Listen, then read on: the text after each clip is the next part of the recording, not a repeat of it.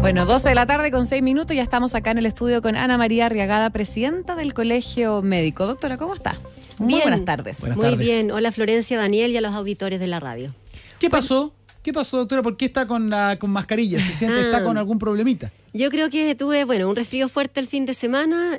Pienso que puede haber sido quizás una influenza chica porque estoy vacunada. Ya, bien. Pero contagio hasta el miércoles, así que es importante ahí, por eso estoy con mascarilla. Importante detalle, porque hoy día igual hay que recordar que en las urgencias, por ley, las personas cuando vayan, por ejemplo, tienen que usar mascarilla, doctora, ¿no? En la urgencia. Sí. Exacto, y el resto de la población, mientras tengamos síntomas respiratorios, es importante ocuparla en espacios cerrados, en la locomoción colectiva. Oiga, mucha gente, conozco de verdad, muchas personas, al menos en mi entorno, que han caído y fuerte por influenza, fuerte. Y yo les pregunto, ¿te vacunaste? Y en muchos casos, no me vacuné. Claro, porque fallamos en la percepción de riesgo. El otro día escuchaba a una infectóloga, la doctora Davanchi, hablaba eso, ¿no? Como que hubo como un agotamiento. Y también yo creo que damos por sentada la salud, damos por sentado que además en el país tenemos derecho a las vacunas gratis para las personas que somos parte de un poco del grupo de riesgo. También se nos olvida que la vacuna nos protege a nosotros y a nuestra comunidad, y entonces nos dejamos estar. Así que lamentable eso, porque efectivamente las vacunas hoy son una herramienta de las más poderosas para prevenir la enfermedad o prevenir que uno se enferme gravemente. Yo estoy acá hoy día después de un fin de semana en mi casa, pero básicamente lo toleré bien. Si fue una influenza, no estoy segura, pero pudo ser. No hubiera corrido la misma suerte si no hubiera estado vacunada. Claro, bueno, estamos en la época del año donde hay una mayor circulación de los virus respiratorios, no solamente la influenza, me imagino que también COVID y otros virus, ¿o no? Pero estamos en el pico ahora, de hecho, influenza A pasó arriba. Claro, está subiendo influenza A, influenza B, está el rinovirus siempre hasta la semana pasada como el principal virus. Recordemos que el rinovirus es el virus del resfrío común, pero también puede a veces no ser tan leve. Y el COVID más bien es como un virus basal que nos va a acompañar aparentemente todos los años, digamos. Bueno, hay que ver cómo se comportan en el futuro. Estamos en el punto pique, es decir, la gente los rezagados deben ir a vacunarse ahora ya, porque además las vacunas hacen efecto 2 o 3 semanas después. Exacto. Ahora, punto pic no lo sabemos, pero sí hace 2 semanas sabíamos que en estas semanas iba a empezar a aumentar. Entonces, llamar a las personas a vacunarse. Estamos especialmente flojos con los mayores de 60. Así es. Con las embarazadas y con los niños entre 6 meses y quinto básico. Que es población de riesgo, ¿no? Entonces llama mucho la atención. En todo caso, hay que ser honestos también. El Ministerio de Salud ha hecho hartos llamados semana a semana justamente a estos grupos, pero en el overall, digamos, en el total, vamos como en un 73%, y nos falta llegar hasta el 85-90% que se requiere en este caso.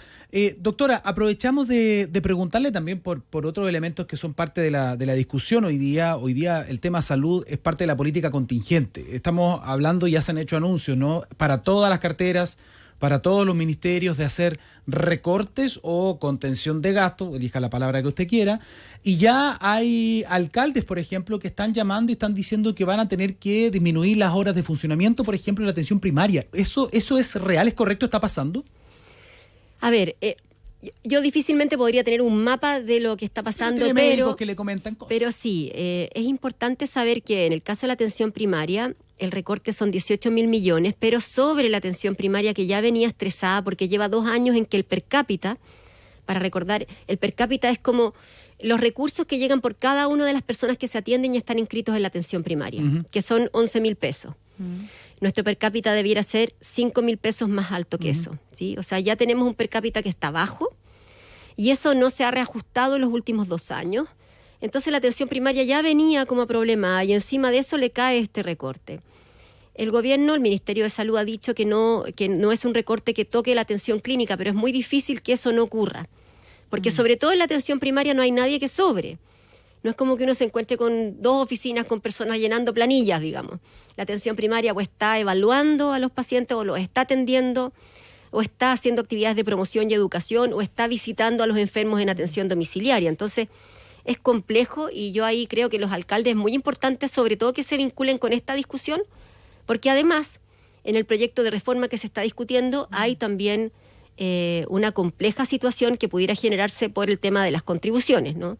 Y que afecta como bolso común de recursos para las municipalidades.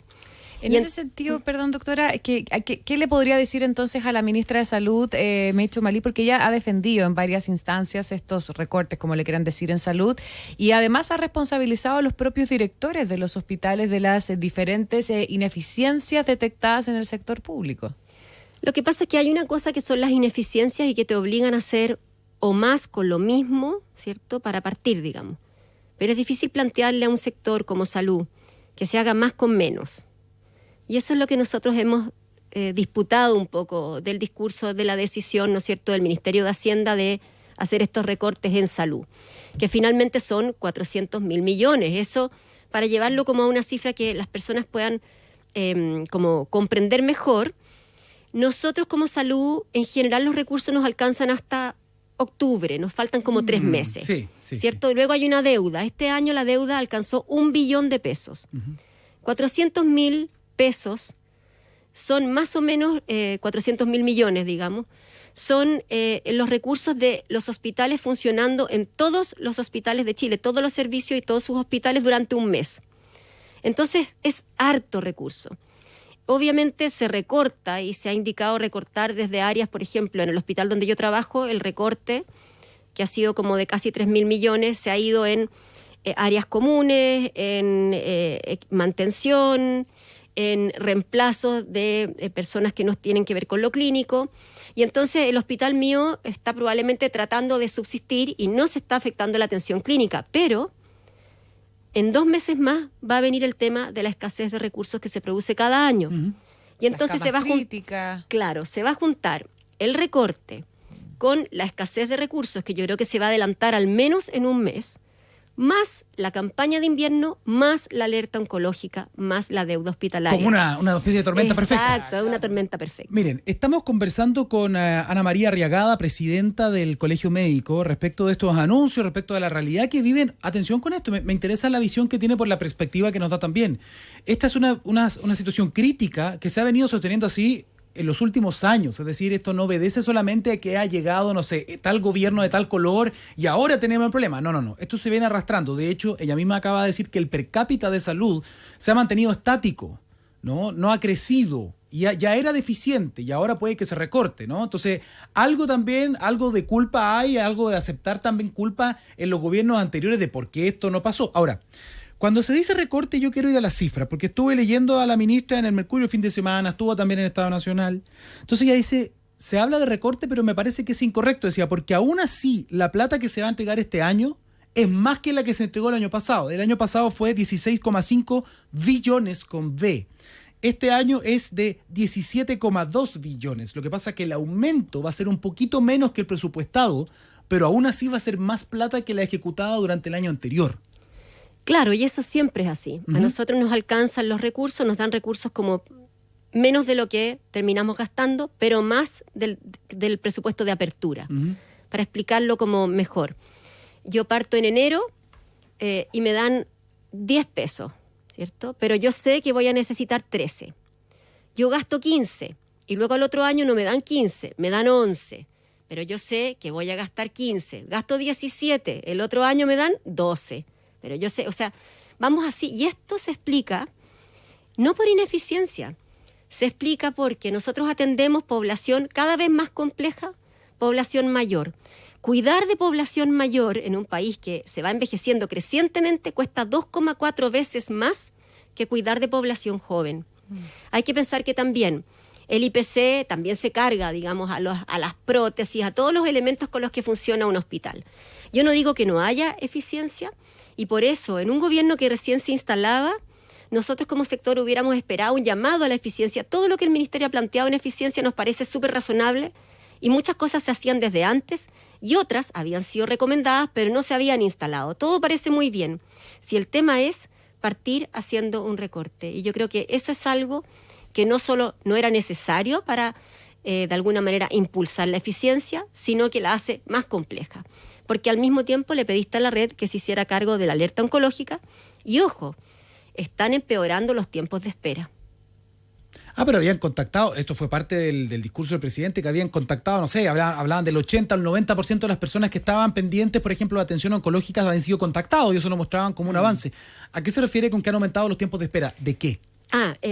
Buena la aclaración, Daniel, porque la alerta oncológica es sin duda un buen punto de partida. Ajá. ¿Quién puede dudar que en oncología no nos podemos atrasar, ¿cierto? Personas Como GES lo hemos y no venido GES. haciendo los últimos 10 años. Exacto, y poner el foco ahí es del todo razonable.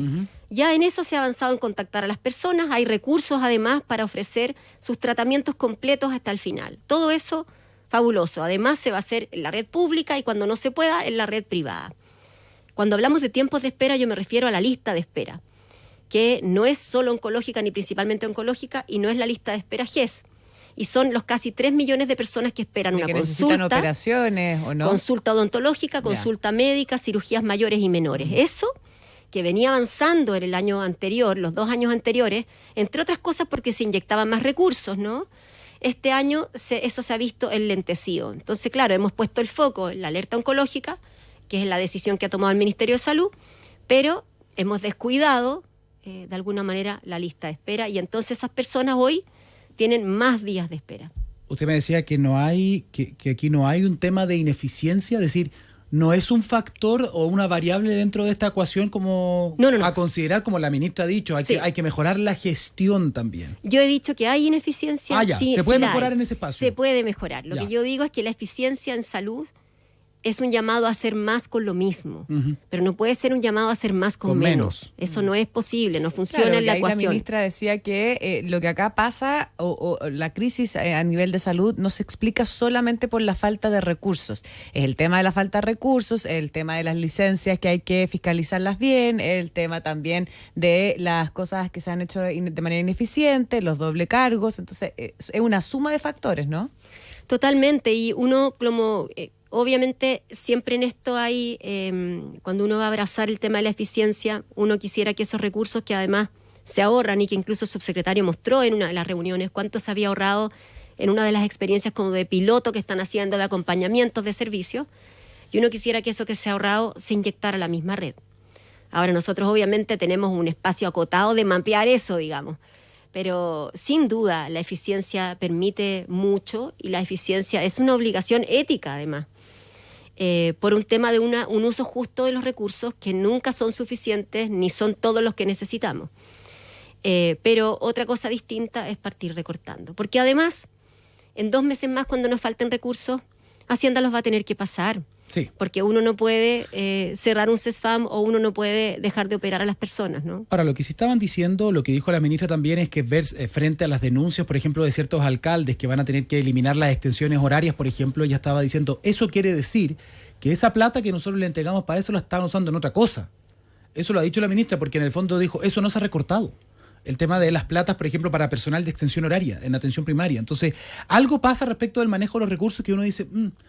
No sé cómo explicarlo, porque además, año a año, y usted daba una de las razones, año a año se inyecta más plata, igual que en educación, en salud. Probablemente son los 2 presupuestos que año a año más crecen en los últimos 20 años en Chile.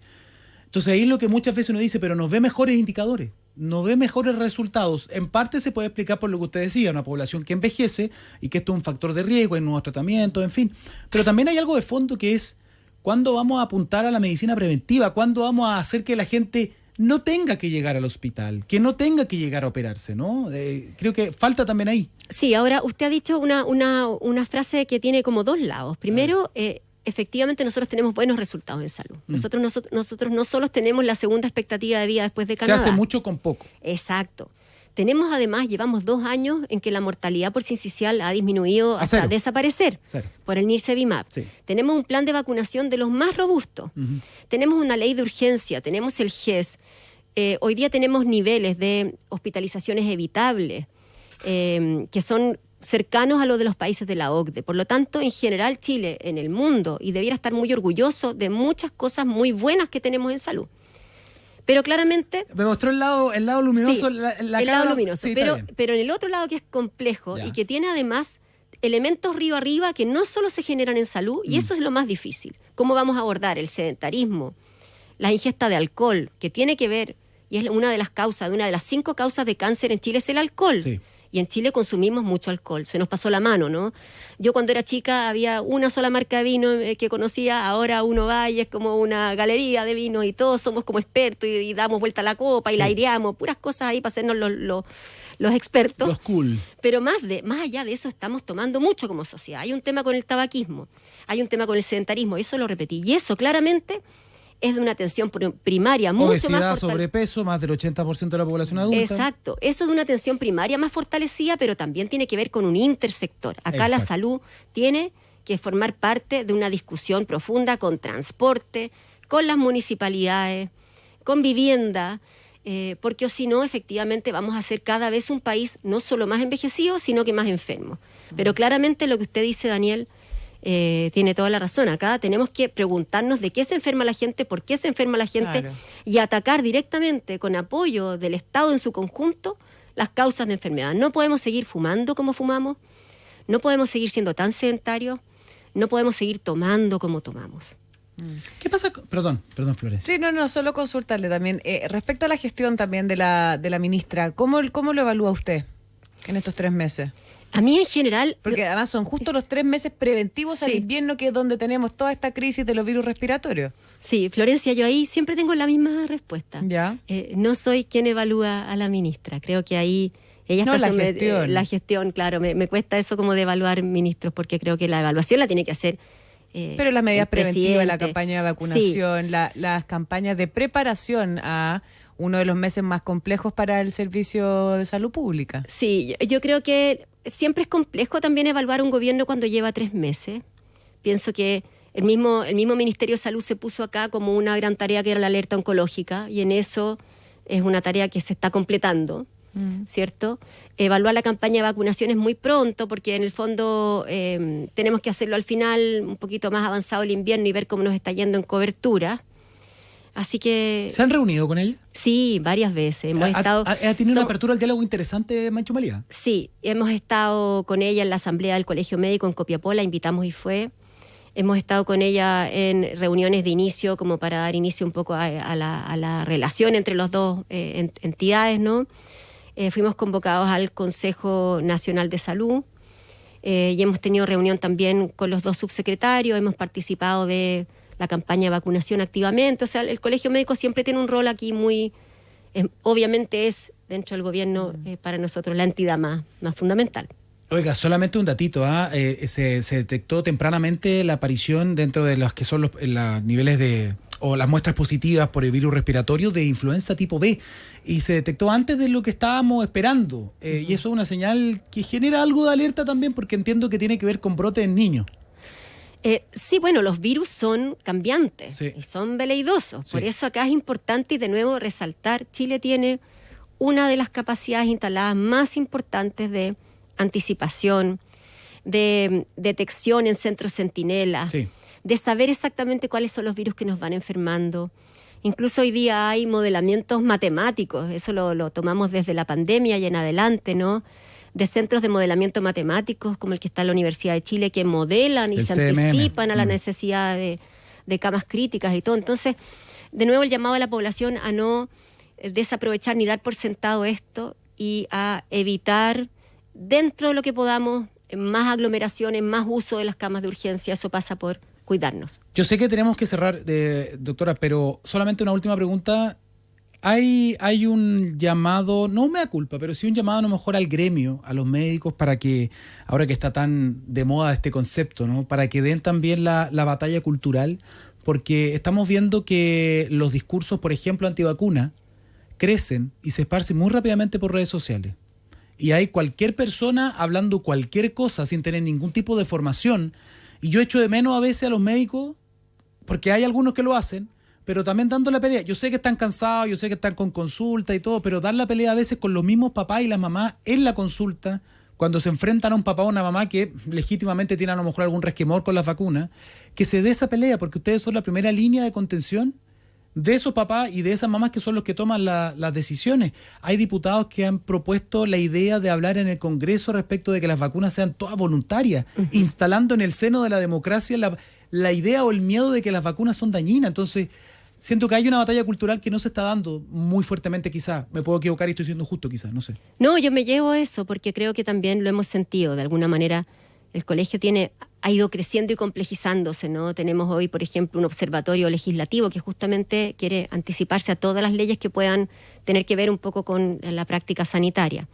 pero efectivamente debiéramos tener quizás una unidad de vigilancia un poco de estas noticias falsas, ¿no? Y poder como desnudarlas. Contrarrestarla. Sí. Yo le encuentro toda la razón. Ahora, en general, la medicina tiene que hacer una fuerte defensa de lo que sabe y lo que sabe hacer. Yo lo hablo mucho con alumnos, les digo a los alumnos de medicina, usted va a entrar a una escuela donde va a aprender esta medicina alopática, que es la que conocemos, la medicina que se basa en ciencia y en evidencia, y por lo tanto aquí no se puede dudar de las vacunas.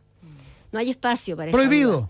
Eso, pero tenemos que seguir, y yo creo ahí es súper importante, y agradezco mucho este espacio porque el periodismo y lo sanitario tienen todo que ver en el fondo en educar a la población, así que muchas gracias. Así es, doctora Ana María Arriaga, presidenta del Colegio Médico, muchísimas gracias por esta interesante conversación. Gracias por venir. Me recordó un poco la época de la pandemia, ¿se acuerda? Cuando andábamos todos con mascarilla, pero un acto muy responsable de parte de la doctora. Muchas gracias. Totalmente. Muchas gracias, que esté bien, buenas tardes.